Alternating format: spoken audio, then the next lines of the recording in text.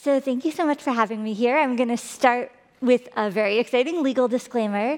This basically says that I'm not going to try to solicit anyone to invest with 2 Sigma, and I'm not going to be giving any investment advice. And that should be super clear as I keep talking. So for someone who shares a name with a programming language, I am a real newcomer to the field of open source technology. As Fernando mentioned, I come from the world of music. But I've been really touched and honored how warm and welcoming and friendly everyone in this community has been in terms of talking to me, answering questions, and really making me feel part of a group. So thank you all for that. So I've been at the company 2 Sigma for about 8 years. I started as a receptionist, or if you're an Anagram fan, which I am, a telephone girl, repeating hello.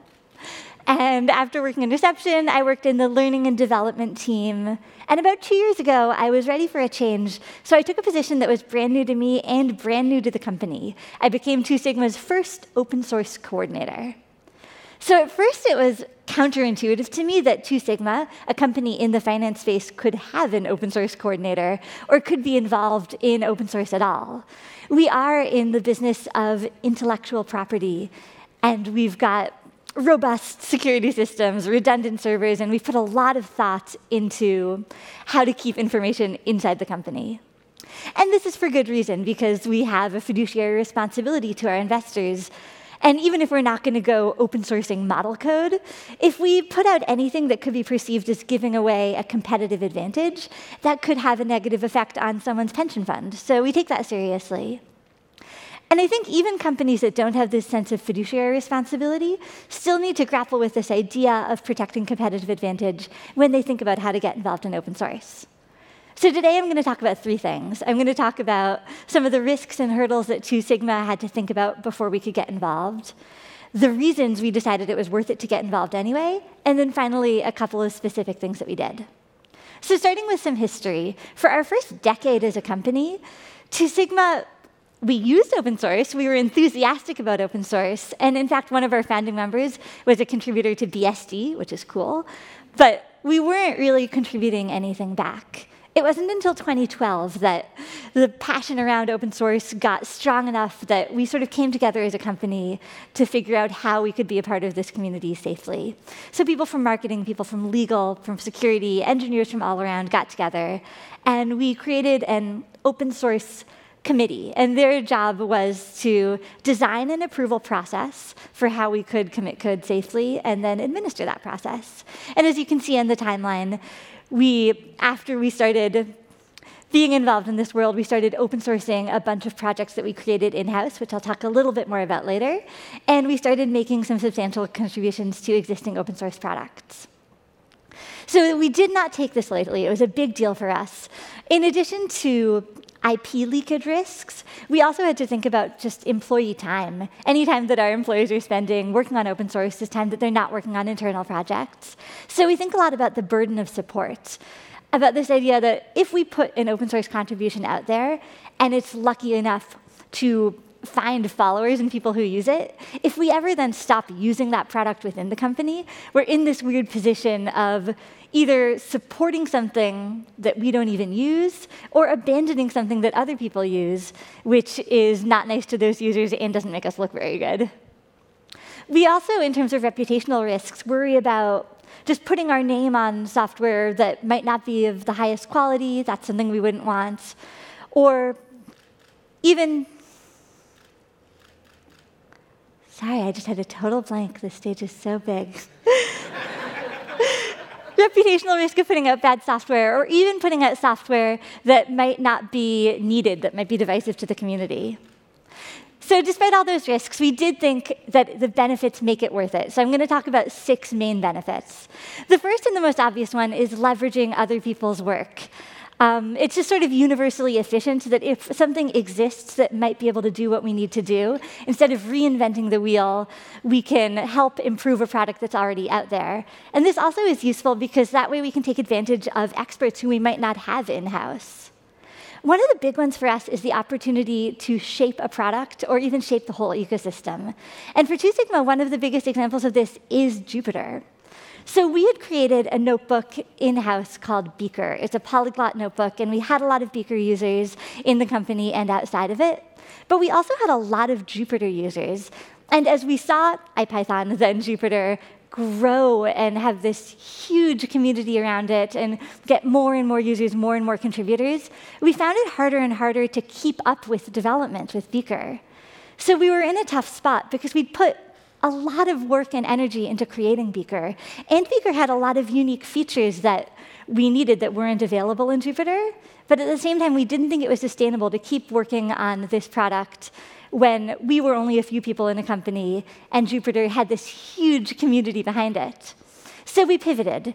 We turned Beaker into a set of extensions for Jupyter called BeakerX. And when we did this, we worked really closely with the Jupyter community because it was important to us not to fork Jupyter and sort of have our own private Jupyter with the features we needed. We wanted to be a part of this community. So we worked with all the core contributors to align the roadmaps, and now we have all the features we needed from Beaker in Jupyter, and hopefully other Jupyter users can enjoy them as well. When you're creating open source, you're creating a common language. If everyone is using these same tools, it's easy to collaborate with each other right away. So this is helpful for things like hiring. If you're bringing someone into the company, you don't need to spend all this time training them on proprietary systems if we're all working on the same thing already. Open source also helps protect you from the Galapagos effect, this idea that if you know that you have the best piece of software on the little island that is your company, it's easy to fool yourself to thinking that that's the best thing in the world. Super important reason to be cool. I can't stress enough how much I personally would like to be cool. Two Sigma is not super invested in my quest, but Two Sigma as a company, they want to be cool too, because we want to hire the best, most exciting, brightest engineers, and we find that a lot of the people we really want to work with are really passionate about open source. The legacy that we want Two Sigma as a company is to be people who tackle the hardest problems. And we find that these days, a lot of the most interesting, hardest problems are actually too big for a single company to make real progress on. So by collaborating in the open source world, we get to dig our teeth into interesting work. Legacy is also interesting from the point of view of a single engineer, because if you're doing good work on a project within a company, it's satisfying and your colleagues will know about it, but to have that work seen by the entire world is even more rewarding. And speaking of the entire world, fundamentally, we do just think that making progress on products that everyone can use makes the world a better place. So let's think for a second about what a day without open source would look like. At Two Sigma, we use so much open source. We use Pandas and Jupyter and NumPy for analysis, to name just a few. We use Spark for distributed compute. We use Git to store our code. And if all of these products that we depend on were not there all of a sudden, things would sort of grind to a halt. And we're not the only ones. There's probably not a company in the Fortune 500 that doesn't at least depend on Linux servers. We all rely on these things, and I think a lot of companies would be in a lot of trouble if they weren't there for us. Which brings me to probably the most important slide of my talk. It's a little blurry there. The digital public infrastructure isn't free, and it's not invulnerable. Unfortunately, wide use does not equal wide support. If you take something like NumPy, they just got their first grants last summer from the Moore Foundation. If you look at Pandas, they've got close to 30 million downloads, and they're really being sustained by the work of about 10 core collaborators. A lot of these projects we rely on are much more fragile than we want to admit, and keeping them strong takes people's time, it takes energy, and it takes money. So this is a relatively new problem that we're having to deal with as a community, but the time is coming when we need to figure out who is going to step up and take responsibility for keeping these projects healthy. So it reminds me, like Carol was saying, of the bystander effect, this idea that if someone needs help and there's a bunch of people around who could help, it's not clear why any one of them should be the one to do it. And I think this is happening with a lot of companies with open source. We all know that we use it and that we depend on it, but I don't know how many people have decided that they should be the ones to really step up and put power behind it. My contention is that it is in a company's own best interest to be giving resources to open source. So while 2 Sigma does not have a magic way of seeing the future, as per my helpful disclaimer, we are in the business of making predictions. We take in as much information as we can, and we try to use that to be smart about what we think the world is going to look like. And this can come in small-term decisions, like how a stock price is going to move, but can also come in the form of larger decisions, like what we think the technological landscape is going to look like 10 years from now. So when we incorporate an open source project into our tech stack, we build all around it, and we're basically implicitly forecasting that we think that that product is going to stick around. So luckily, we can affect the future in this regard. We don't have to just cross our fingers and hope that the projects that we use will be there. If we invest in them now, we can protect our own technological advancement. So there's a couple ways that 2 Sigma is trying to do this. One way is open sourcing tools that we think will make the whole open source landscape a little bit richer. So the one I want to talk about today is Flint. Flint is a library for time series analysis using Spark. And this was a tough one for us because time series analysis is pretty close to our core business, so the intellectual property question was at play. But what finally pushed us over the edge was the fact that we are really invested in Spark. We use Spark, we want that project to stick around, and we thought that by open sourcing something that would make Spark more useful to more people, that would help future-proof Spark. We've also got a bunch of other open source projects we've generated. I won't talk about them all right now, but you can check them out at 2sigma.io. So another great way that companies can help keep the open source ecosystem strong is by paying developers to work on open source projects. So we've got a bunch of open source rockstars at 2 Sigma. We've got Jeff Reback, we've got Philip Cloud, we've got Darian from Jupyter Lab. And these people spend most of their time at 2 Sigma working on open source projects.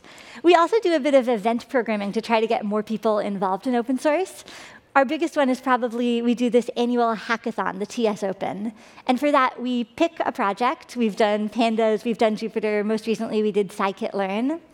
And we'll work with core contributors from that project to curate an issue list of things that could be tackled in a single day, and maybe things that could be tackled by someone who's never contributed to open source before. So our goals with the hackathon are, of course, to hopefully help out the project we're contributing to, but also to try to convert more 2 Sigma people into open source developers. Finally, we also engage contractors outside the company who we will pay for engagement to work on open source projects that we think would like some support. So finally, we look to organizations like NumFocus for cues to how best to help the community. In case anyone doesn't know, NumFocus, who is a sponsor of this conference, is a nonprofit that supports open source scientific computing. And in addition to helping to raise funds for open source projects, they also provide financial and legal infrastructure, which is really helpful if these huge projects have as few people as they do supporting them. They might not have the bandwidth for this sort of infrastructure. 2 Sigma is a gold sponsor of NumFocus, and we're really, really proud to be associated with such a cool group. So that's the end of my time. Here's a bunch of ways to contact me, and 2 Sigma.io, where you can check out our other open source products. I'm around all weekend, and we're always looking for ways to be more helpful, so please come up and chat with me anytime. I hope everyone enjoys the rest of their conference. Thank you.